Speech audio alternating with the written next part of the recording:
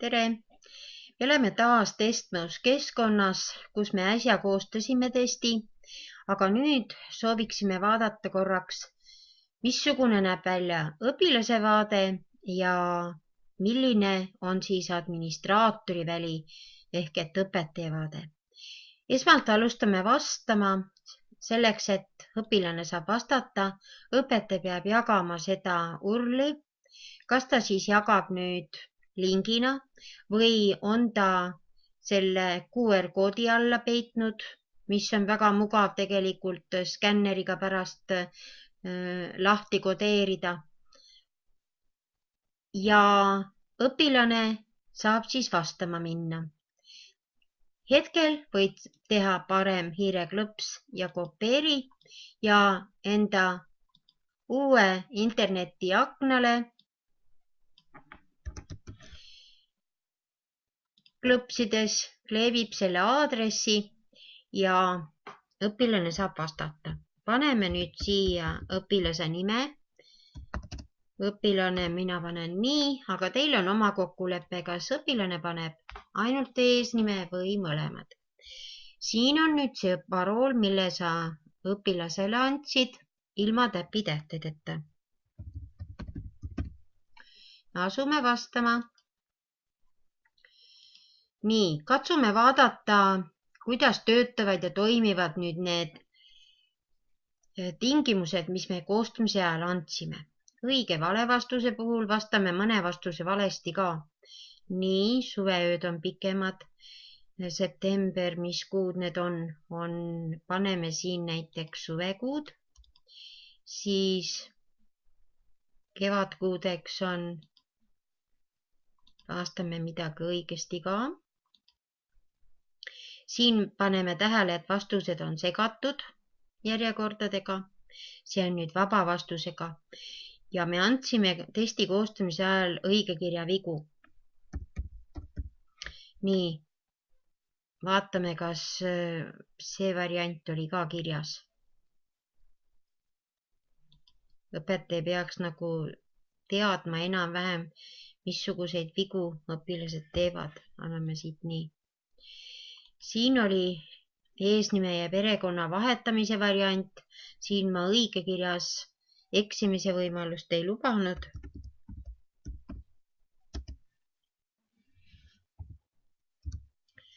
Ja õpilane saadab selle nupukesega töö ära. Sellisena näeb õpilane oma ära saadetud tööd.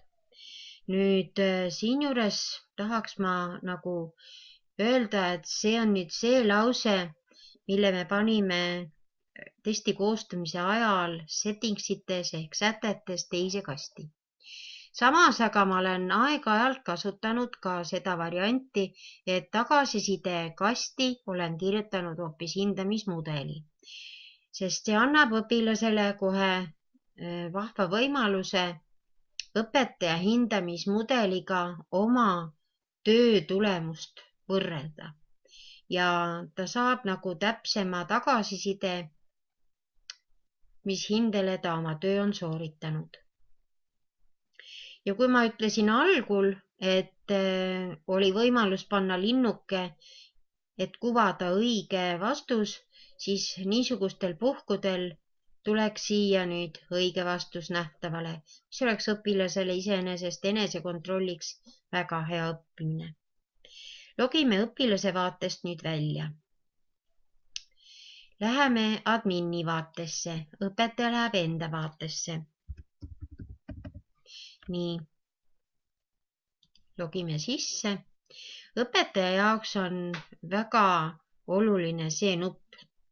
Raportid on siin peidus ja siin on nüüd terve klassi nimekiri hästi palju ja see tasuta keskkond, ma tuletan veel meelde, annab võimaluse nagu 100 vastuseks ehk et 100 õpilast saab siis ühele samale testile vastata.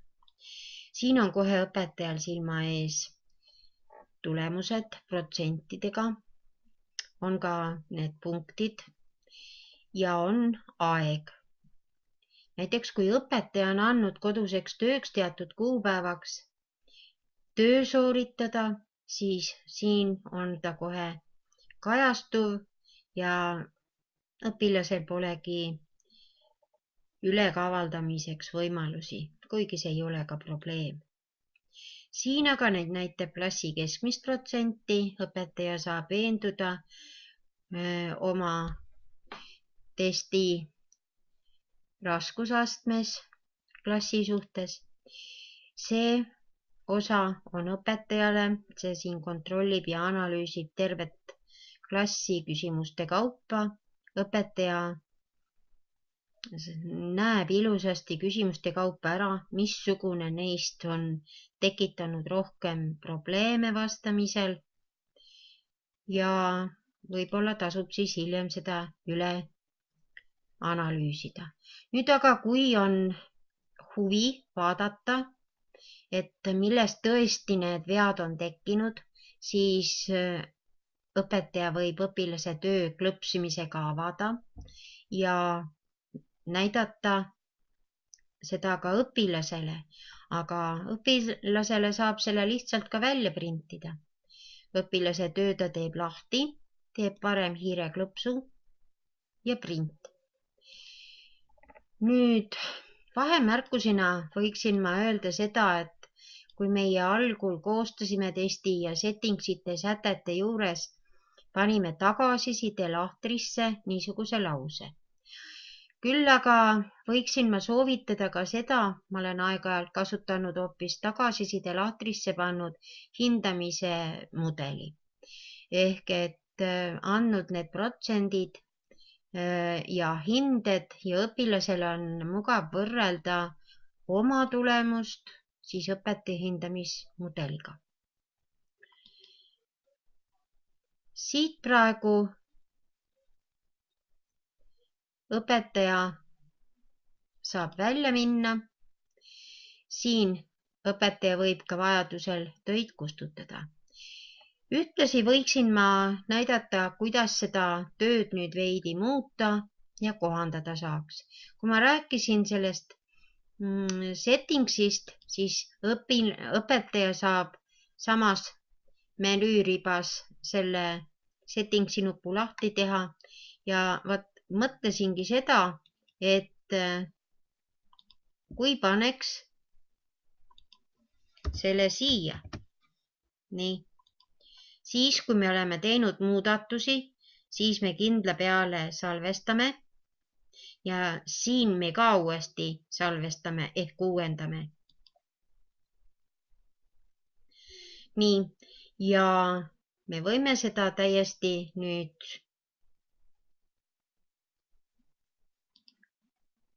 see ei kajastu vastatud töödes kindlasti. No nii, kõik on korras. Selle saab ka hiljem panna.